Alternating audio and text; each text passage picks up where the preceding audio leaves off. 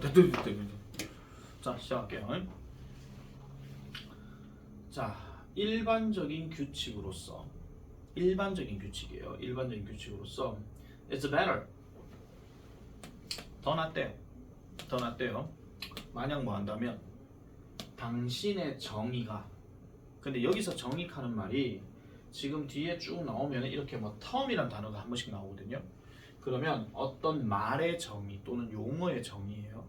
이런 당신의 어떤 말에 대한 어떤 정의가 일치한다면, 가능한 한 면밀하게 어디에 일치한다면? 방식에 일치한다면. 그러면 이 방식이 또 어떤 방식이냐 이렇게 놓고 이니치가 들어갔는데 얘는 어차피 버리고, 그 용어가 보통은 사용되어지는데 the kinds of debates, 토론 또는 담론의 종류에서 사용되어진다면, 어떤 용어가, 그리고 이 토론이나 담론이 당신의 주장이 pertinent한 담론이래. 그러면 거기서 pertinent, 관련 있는 이란 말이 나오죠. 당신의 주장이, 즉 토론에서의 당신의 주장이 관련 있는 그런 일종의 토론의 장에서 그 용어가 보편적으로 사용되어지는 방식으로 네가 말하는 어떤 용어의 정의가 일치한다면, 그러면 더 낫다는 거죠. 무슨 소리냐면요, 예를 들어서 사회적 증거라는 말을 가지고 토론을 한다 칩시다. 사회적 증거는 뭐냐면 남이 하니까 나도 한다 그겁니다.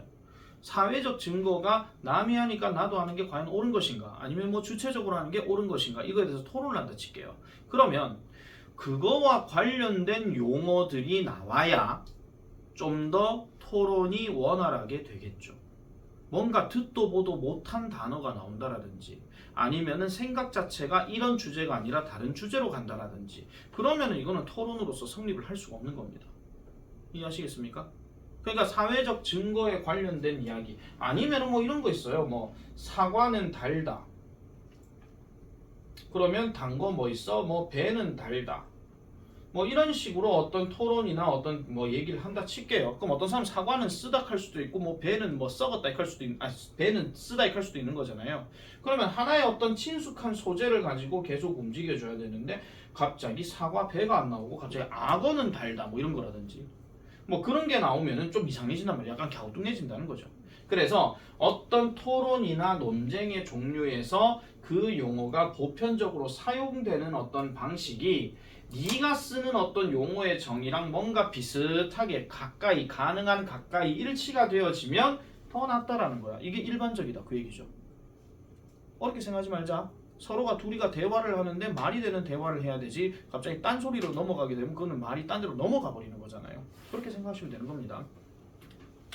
그러나 there will be, 이런 경우가 있을 거래요. occasion까지 끊으면 이런 경우가 있을 거랍니다. 어떤 경우냐? where it is appropriate, even necessary. 자, 적절하거나 심지어는 필수적인 상황도 있을 거래요. 뭐를? 특별한 uses를 주입시키는 어떤 상황이 있을 거래요. 답지 해석에는 이걸 뭐 특별한 용법이라고 지금 얘기를 했습니다. 그러니까 특별한 어떤 사용을 뭔가 주입시켜야 하는 상황도 있다라는 겁니다. 뭐를 통해서요? 철학자들이 자극적인 정의라고 부르는 이것을 통해서요. 자, 철학자 나왔습니다. 또 철학자를 딱 보는 순간 또 우리는 생각해야 되겠지. 또 눈에 안 보이는 소리하고 앉았다, 또 이런 얘기가 나와야 돼요. 그런데 지금 이거는 뭐라고요? 철학자들이 흔히 말하는 자극적인 정의라고 부르는 그런 것을 통해 특별한 어떤 사용법을 주입시켜야 하는 경우가 적절하고 필수적일 경우가 있다는 겁니다. 됐습니까? 자, 여기까지 이해됐죠? 아까 위에 거는 뭐라고요? 일반적인 어떤 토론이나 논쟁에서 네가 쓰고 있는 말이 그거랑 가능한 한 뭔가 일치되면 괜찮다, 더 낫다 그랬지. 근데 상황에 따라서는 특별한 어떤 용어를 사용해야 될 경우도 있다라는 거야. 알겠죠? 다음, 이것은요, would be the case, 이러한 경우가 있을 수 있습니다. 이러한 경우가 될 것입니다. 뭐, the current lexicon, 현재 사용되는 어휘는 is not able to make a distinction, 구별을 하지 못할 수도 있다라는 거죠. 뭐를요? 네가 생각하기에 철학적으로 중요한 어떤 구별을 할 수는 없을 거라고 얘기합니다. 그럼 여기 말하는 현재 렉시컨 하는 거는 아까 말했던 뭐예요? 토론이나 담론에서 뭔가 일치되는 그 용어, 그거 얘기하는 거거든요. 이런 용어가 철학적으로 중요하다고 여겨지는 것을 가지고 구별하는 거에는 조금 어려울 수가 있다. 그런 이야기지. 되겠습니까? 자, 계속 천천히 좀 하고 있는 겁니다.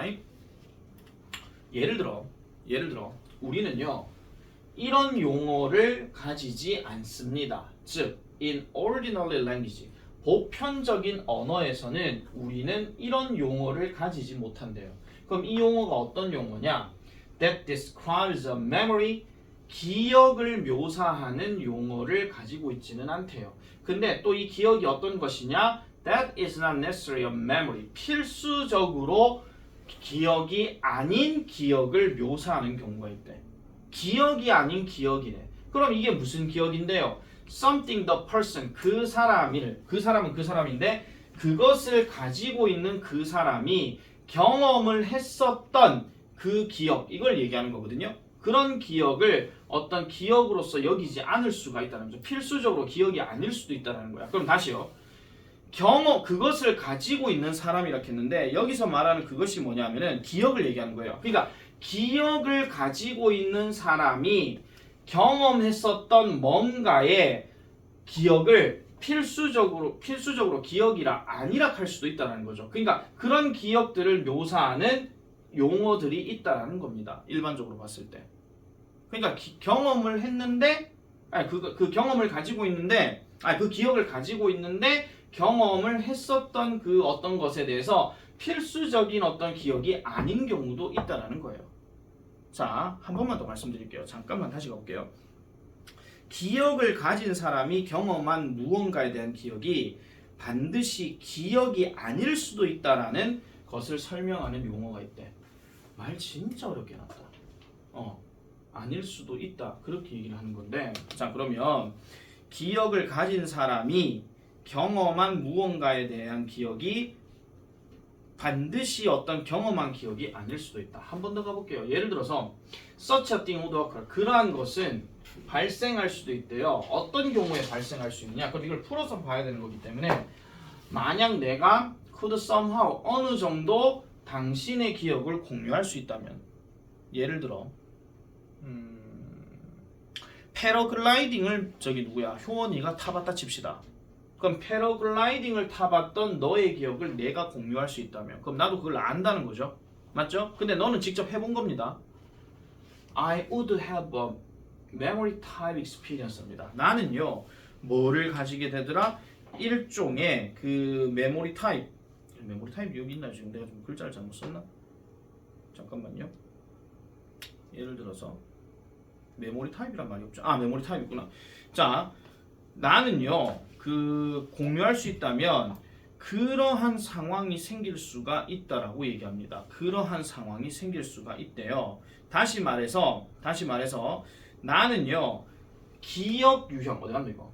기억 유형의 경험을 가지고 있지만 이것이 would not be of something, 그런 것은 아니라고 얘기합니다. 내가 실제로 경험을 했던 것은 아닐 수도 있다라는 거예요. 자, 그럼 이게 무슨 말이냐면요.